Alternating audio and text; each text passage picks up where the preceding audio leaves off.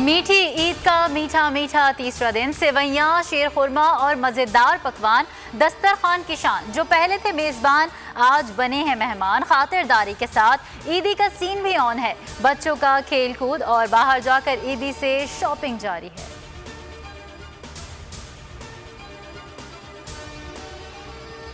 मुल्क में कोरोना से मजीद 83 अफराद जाँ बहक, 1531 अफराद वायरस का शिकार। NCOC के मुताबिक मस्बत केसेस की शरह 5.06% रही। DC लाहौर के कोरोना SOPs की चेकिंग के लिए 10 नाके, 350 अफराद जेर हिरासत। डाइनिंग करने वाले 4 होटल सील, आवाम को मास्क पहनने की हिदायत।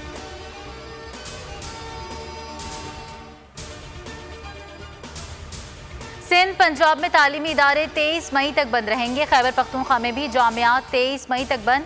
वज़ीर तालीम सिंध सईद गनी कहते हैं 17 मई से 23 मई तक तालीमी सिलसिला मुअत्तल रहेगा। ऑनलाइन क्लासेस और दीगर ज़राए से तालीम का सिलसिला जारी रहेगा। तदरीसी अमल से मुतालिक गाइडलाइंस पर मुकम्मल अमल दरामद कराया जाएगा।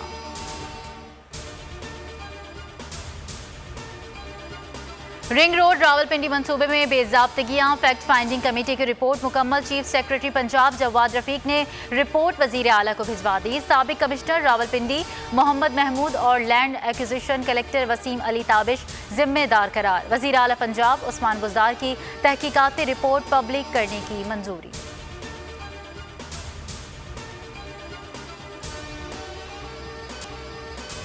चेयरमैन सेनेट सादिक सिंजरानी खुसूसी दावत पर मशरकी अफ्रीकी मुल्क जबूती पहुंच गए। नौमुंतखब जबूती सदर इस्माइल उमर गोइला की आज तकरीब हल्फ बर्दारी में शिरकत करेंगे। दौरे के दौरान सदर, वज़ीर आज़म और आला हुक्काम से मुलाकातें होंगी।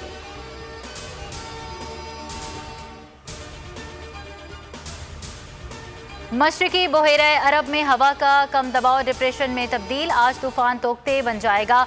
महकमा मौसमियात के मुताबिक तूफान कराची से 1450 किलोमीटर दूर है।